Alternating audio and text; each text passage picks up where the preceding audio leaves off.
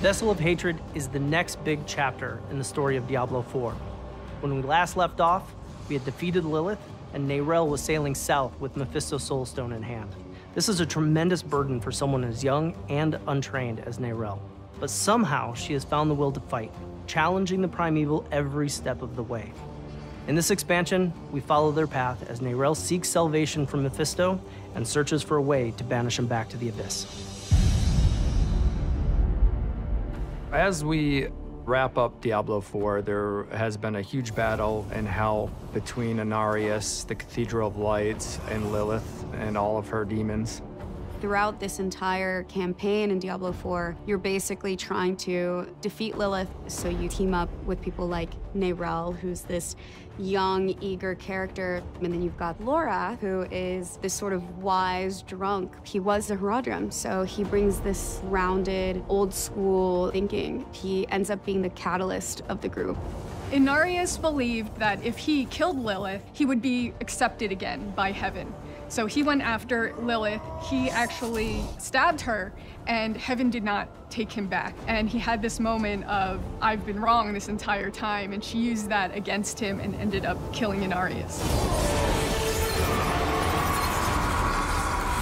Her goal was to devour her father, Mephisto, and we ended up actually stopping her. And so even though she was defeated, she kind of gave us a warning of, I was the only one that could actually save you from Mephisto. Neyrelle is left with the Soulstone, and she decides to take the essence of Mephisto and trap him into the Soulstone. Lorath is still with us and is going to try and help us find information on where Neyrelle went.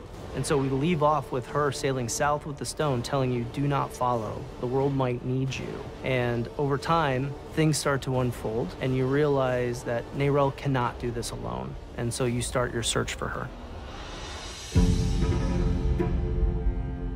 When we pick up in Vessel of Hatred, the Cathedral of Light is kind of in disarray. It became a bit fractured with the death of Inarius, so there was a bit of a split with the Cathedral of Light afterwards. This created an opening for a whole new sect to rise up and take things into their own hands. And so you end up with a militant wing of the church that is the Burnt Knights. Burnt Knights are led by Urivar, a survivor of hell. He's uncompromising. He feels that he's final judgment and that he's going to make better decisions for the church. They battled in hell, and now they're on this manhunt for Neyrelle and for Lorath. They want them to pay for their crimes, and they think that they should be the ones that have a say on what happens to Sanctuary. Mephisto is the Lord of Hatred. He's probably the one primeval that can create the most deep-rooted chaos, breaking up the people of Sanctuary. In the events of Diablo II, he was destroyed. He's been slowly resurrecting himself in hell, and he wants to come back and bring himself back to Sanctuary. And now that he is in this Soulstone that Neyrelle carries, this is his opportunity. The Herald of Hatred is Mephisto's wolf form. It's this astral projected form that he gets to put out and connect with the player and whisper in people's ears.